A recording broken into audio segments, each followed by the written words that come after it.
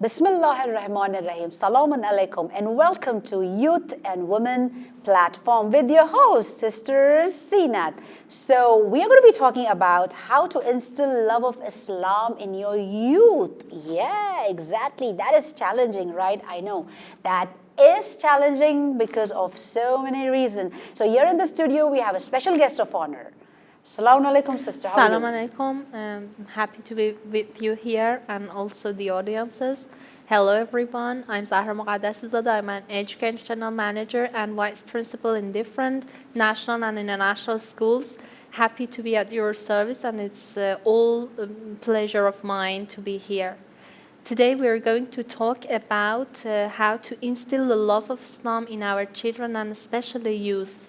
Yes, that is actually a very interesting topic because the youth goes to a lot of challenges, a lot of things going on, the hormones and so many things. And definitely the parents' generation is totally different than the youth generation. So we cannot grow up the kids the way we grow up, cannot force them those ways. So let's start talking about it. Then for sure being a parent is not a really easy task and job for every one of us, but how to practice love of Islam and for the Islamic rules before getting the age of just 9 or even 15 might be a good solution for these problems, because our children don't like to be forced and made and don't like to be stressed out or even being put under the pressure for doing something. So practicing those Islamic rules that are Allah's commands to all of us might be started in advance. Well, you said the word practicing it, like first the parents in the house should practice. And then, because if the parents are saying you have to offer the morning salat, if you yourself are not offering the morning salat, how will the kid knows when to get up to offer the morning salat? So practice it yourself with your actions and put it in them before even they reach the age of like 9 or 10. They should be knowing everything by watching the parents, right? Yes. And also for sure try not to start with some hard tasks like getting up just for the morning. Starting practicing just for Maghrib and the time that they would like to do something. Prayers, exactly. They are not tired enough or even sleepy to do something. You're just saying offer your salat on time. Because if you're offering, as a mother, if I'm offering, my kid will stand just by me. They want to wear that chador and they want to do the offer salat with me, you know. They want to stand with their dad and offer. They would know the meaning of salat. If they see what is fasting, but if the parents are fasting, they want to fast, right? It's the action.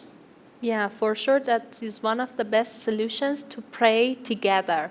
Try to devote and allocate one room for praying together and devote your time as parents, and even the all family members get together for praying and practicing that by wearing their best clothes and being enjoyable, happy and fun, not just doing it by force and they see you are tired and doing something. Wow, that's a very nice thing what you say. Like, whatever you want to do it in a fun way so that they are enjoying it and taking the pleasure. If you're doing it in a boring way, it's like, it was like the kids don't want to even do it themselves. So you have to be fun yourself. And also, I am tired now. The issues like this, unfortunately, children say, the youth usually say at school and in some public places that we have to pray, we have to, doing something by force rather than enjoying doing them. Yeah, that's very true. So they are not really taking pleasures or whatever they might even wear their own favorite clothes and colorful and happy or cheerful clothes for doing something, especially praying, that it's a kind of meeting up and for sure being in front of your Creator and Allah and talking with Him. That's very nice. What do we do when we want to talk with an important person who is our boss or even manager? Now we are going to talk with our own Allah and Creator. So That means what you're saying is that when you're offering salat, they should understand the meaning of salat, the importance of prayers, you know. What are you doing? I'm talking to my God. Because I remember, the moment you said that, I remember, I see my kids, they go on salat, they just wear a chador, and they are praying. They are praying according to their talents. They are saying, oh God, please get rid of this corona. We are very tired. You're really merciful. And please, I promise I'm going to be a good girl. I will eat on time. I will listen to my mom. I will listen to my dad. And I was slowly listening to them. You know, this is the prayers that's coming from the heart. Yeah. I think all kids are praying against the corona. You know, they are praying for the corona. For sure. Get rid of this corona because they have such a pure heart. Beautiful. Maybe Yes. God listens to them than us, you know. So this is what they hear it from the prayers that we make. Maybe make it loudly in front of the kid. When you Yes. make it loudly, they will also make it loudly. Yeah, They will teach them how understand. to even pray and talk with God. That might be very nice because it's our own inner feeling, and everyone sees a need of worshiping. Even some people who don't believe in existence of God, they see this need when they are facing trouble. Exactly. When they're drowning in the river, they just want to call someone to help them, you know. This is a need of worshiping and talking with someone from the higher status or position. So basically, even if the kid is going to sleep, teach them how to thank God. Because it's not the parents who gave you all these things. It's God who gave you all these things. You know, oh God, thank you for giving me food and Blessings. water that many kids don't have, for clothing, for mom, the love of mom and dad, because many people don't have parents. Thank you for giving me a brother or a sister, beautiful dresses, a house. Many people don't have, they're homeless, you know. Yeah. If you teach them and then you observe them, they are praying themselves. For sure. And then that they get is. used to praying themselves and going to sleep. And another step to practice Islam and even instilling the love of Islam in our child's mind, it's a kind of mentality that that is gonna be acted and performed little by little and gradually. Try to take them to the mosque, and interacting with people might help her, especially the other kids if she or he sees them.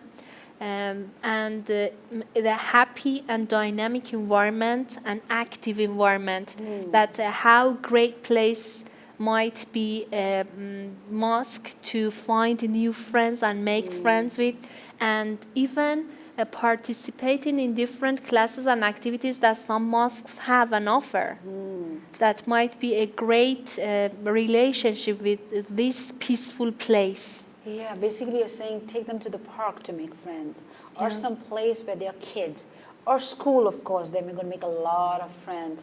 So when they communicate, they will see all different kinds of people with all different kinds of quality. They would learn how to make friends, you know. Yes. Yeah, let them communicate and, you know, be in a friendly nature. And even they for sure are led to make some religious friends from religious families that abide to Allah's and Islam's rules. So you're saying even apart from that, take them to a little poorer places like slums. What do you mean as small places? No. I mean, they would see some families who are performing Islam's practices, and then they are religious enough to make friends with. They are reliable ones in the society. Someone with a good behavior. Yeah. Someone with good, take them over there. So you're saying whoever they are making friendship with, watch over the friends. You know, see what kind of friends they have. Exactly. Since their childhood, because behavior makes a man and company makes a man, you know, and the behavior is adaptable. That's sure right. that is. And another is try to participate in some Quran and Quranic storytelling circles that are usually held in mosques, and we see they recite Quran really nicely by the great voices, and students or even children are listening up beside their parents. Sometimes they are just holding for the youth sometimes no. With the parents, they might participate and see how peaceful and relaxing the atmosphere is. Oh, that's very nice. A peaceful place where they can learn a lot of things, like a serene place. Someone is reciting the Holy Quran and just sitting by, you're enjoying the soothing voice, and your kids are enjoying that too. They are getting used to that Islamic environment, the Quran you're talking about. And even listening up to the azan that and translate why is that importance to be heard from the minarets of the mosques. Exactly. One more point I can point to that is that add to that would be like before going to sleep, you can put on Quran audio. Quran is going on and they're asking you questions and you're answering them, and they are sleeping by the voice of Quran. That would be a very beautiful, soothing experience because they can get used to, they are listening to the words, and it's very soothing. And then that's how our Creator talks with us. Yes. When we are praying, we are who talk with God and Allah about our own daily routine and everything about ourselves. But the Holy Quran is the book that is Allah's words and Allah's advice for all of us to make our own path well. Yes, definitely true, because when I observe this, the moment kids are hyper, I put Holy Quran during the night, they calm down and they go to sleep. Yes. I really have experienced this thing, so it is a very good idea, put the Holy Quran during the night time and the du'as during the night time. And also in the car. Yes, in the car. In the car. Instead of hearing the music, which is going to make you wild and crazy, better to put the Holy Quran and the du'as, because the du'as and ziyarats are something, if you're putting it on, it goes on your mouth. Yeah, and also calm the children down, to tell the truth. Yeah, it chills down. There's something in that, something I can feel it, because even if they're reading, listening to it, I have observed my kids repeating the du'as. A huge du'as, ziyaras, they are repeating them, so because they have heard it every single night, they hear it. That might be good if they can read even and recite Quran after you. Yeah, word by word with the great recitation to enjoy their own voice, and they might even express their inner feelings toward it. Especially I remember when I was a child, my grandfather, when everyone got together, my grandfather asked the children and youth to make a circle around him, and then he taught us how to read Quran and told us the stories, great stories of Quran, that they were for sure superior to these novels, that they are fictions or not true stories. Then about every and each great stories of Quran, we found out something new about the real life. Yeah, the Quran section should be kept every weekly, listening to Quran and listening to the meaning of the Holy Quran and the interest that comes. This is even you're talking about within 9 years of age, you have to do that, because they are so mild, they can capture everything instead of capturing the television things. And be very careful with iPads, whatever they're showing. Don't just give YouTube in the hand and say go pastime. Sometimes you give it in the hand and say go on the side. Yeah. It's not really good. You can. Sometimes parents say it's difficult for us not to give cell phone in the hands of the kids. I totally don't agree with it, because my kids used to take my cell phone. So I worked on that, and right now they don't even touch my cell phone because I've diverted their mind with something else. Yes. Slowly you can. Now they are not allowed to touch any of our cell phones. They can play a game, they can watch a TV, they have their own play time, there's a story time, there is a study time, so they are diverted already. Yeah, and also set time for learning Quran. Let's learn Quran together. Let's learn Quran, verses and stories together to see what messages can be conveyed to us from Allah and these stories. Definitely. So, and also memorizing some small surahs. Memorizing small surahs, I think it's a part of life. Try to have, for every memorization, give them something. Gifting all the time would not be much better. But, Yes, have a competition with all other kids. You know, this is a Quran competition. You are participating in the competition. Yes. Look at this small kid. You can show the YouTube video. Look at this. Yeah. He's 3 years old. The way he's reciting.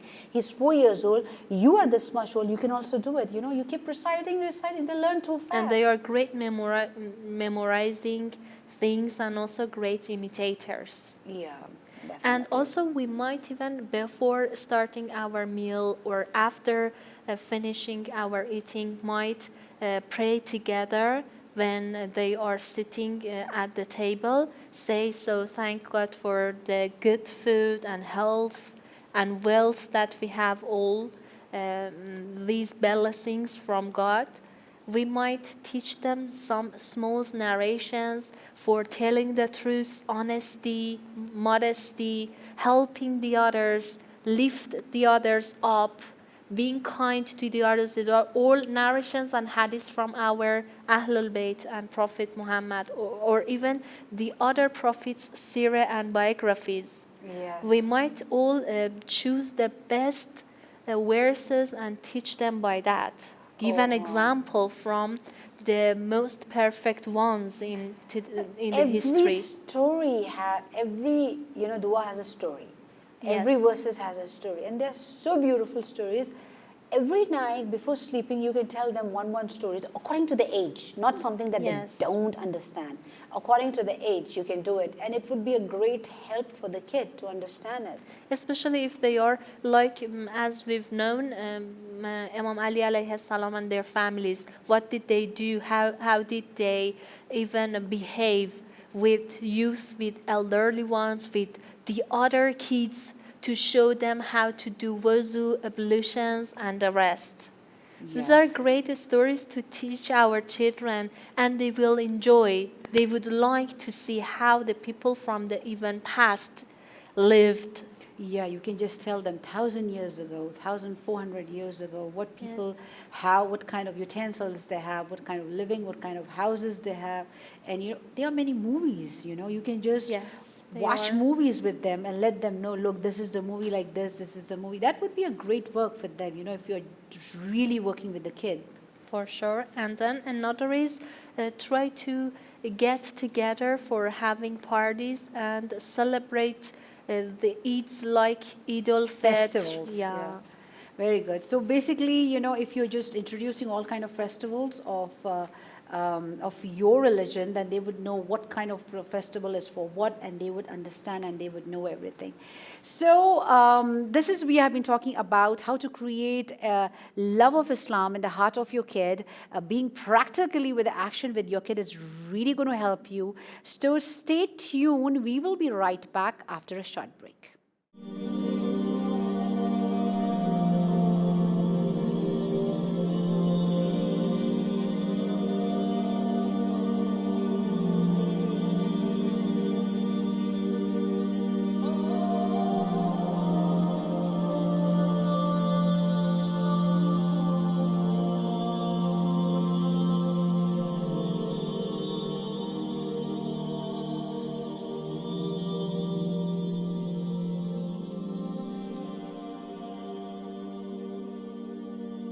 Welcome back after a short break. So we were talking about how to create the love of Islam in the heart of your youth by your actions, and sister was giving many other examples. So yes, sister? And also try to make dinner and ask them for help if you want to invite relatives for iftar. That's a kind of enjoyable activity to show the importance of Islam, even iftar gatherings, and also celebrating Eid al-Fitr after Ramadan, or take them to the mosque for praying with you, and invite other people for dinner to celebrate these Eids.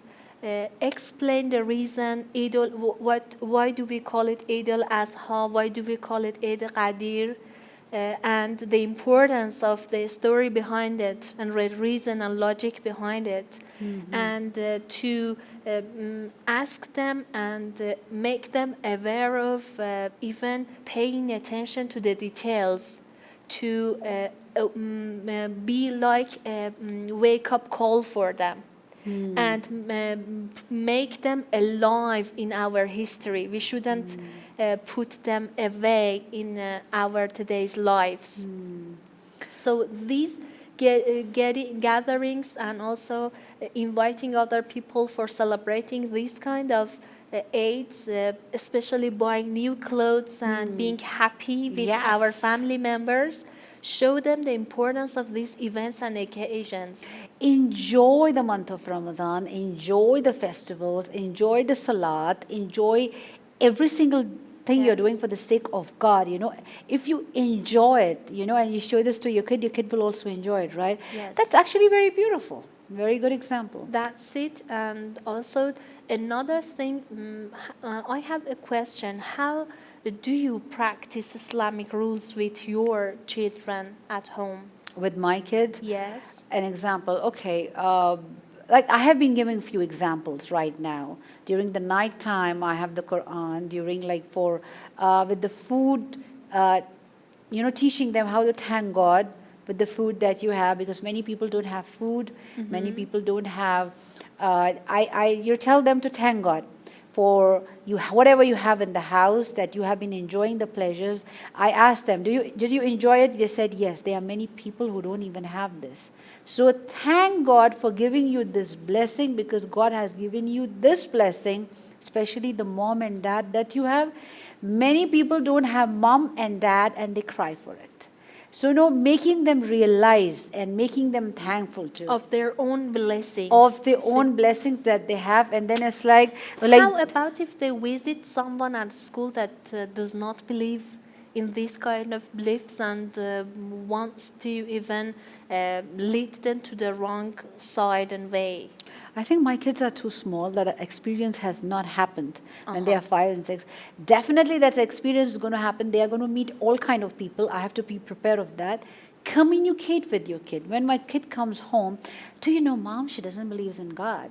I'm going to start serving and asking her, why do you think she don't believe in God? What do you think?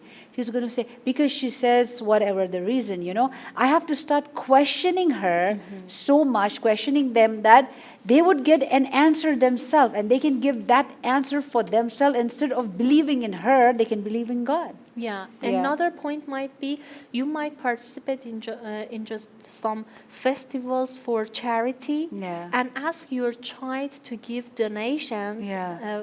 for paying charity by Yeah. their own money that they saved up.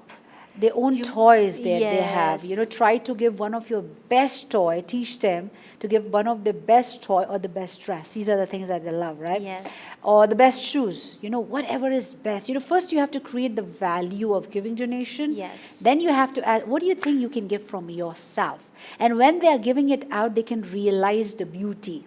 Yeah. They can. That's a beautiful example. Yeah, that might be donations, and even paying for charity might be a great practice for them to give and help the other people, especially poor or even homeless or even orphans, who they need our help. Another might be try to teach them positivity and patience in every stage of life. For sure, there are so many occasions we lose our temper. Yes. But how to keep quiet and keep calm in those emergency situations, not to disrespect our parents, though we are angry with them. How if our grandfather and mother do live with us, but we are not for sure that much satisfied with them, we have to feed them. Try to remember that we grew up and our parents grew up with their help and support. Basically, you're talking about the 3 generations living together when we have grandparents in the house, a mom's mom or your dad's mom or the Yes. dad's. And, the moment they become old, they become like a kid. They're demanding, they are sensitive. So keep patience with them. If your kid sees you respecting your grandparents, and then, they will also respect you, or else a time will come, they will be disrespecting you. So this patience is there, that they are watching. This is definitely, and especially also, this was also a point of how parents treat their kids. If they are disrespecting the kids, the kids will also eventually learn how to disrespecting their parents. For sure. How you behave with each other is also important. And another is wearing hijab and covering might seem difficult at a first sight. Headscarf, wearing a headscarf, yeah. And but after that, even for the guys, hijab is not just for female. It's even but for male. Just for the Male and female, both hijab is there, yeah. Both have to wear hijab and cover. For sure, if we show the beauty of hijab, that our modesty will emerge. Even that's a kind of elegant clothes that we can wear to feel more secure and safe. That gives us self-confidence about our character, not just our beauty, physical beauty. And then that's we are just like pearls in shells to protect ourselves in today's society. If we say the beauties of hijab, they won't think they have to do that, or why are they forced to do that? Yeah, so we can teach them the importance of hijab and why we do that. First, if they come to know, if they realize it, then they can do it. For sure that is. And that might not be that much boring or tiring, because I have been working as a tour guide in some places. Tour guide? Yeah, Wow. and then in some mosques and the other places, I have seen so many even tourists who are non-Muslims, and when they get the place and see the rule is to wear just the covering or headscarf, they usually say to me that feels relaxing atmosphere. That's a kind of protective atmosphere for us. Wow, they feel very peaceful. They feel relaxed and protective. Actually, the word is protect. Very nice. Very good example. Yeah, and also the other points that should be even considered is, as we told you, buying. Why should we usually buy cushions or blankets, buy the images of some animation characters which are not that much great role models for our children? Instead, on our children notebooks or books, or even buying some animations or movies which are related to our Islamic characters' life. Watching those movies, I have experienced it so many times, not just reading the storybooks, storybooks of their own characteristics or features of our Ahlul Bayt or prophets.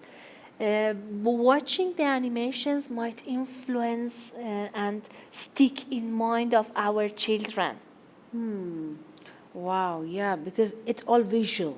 You're talking about visual. Like, instead of they just going out and reading any comic book, with that also have this kind of comic book of the Prophet and Ahlul Bayt, so that they can, have the visual thing on them. And nowadays we have so many movies on the Prophet and Ahlul Bayt. They can watch that too.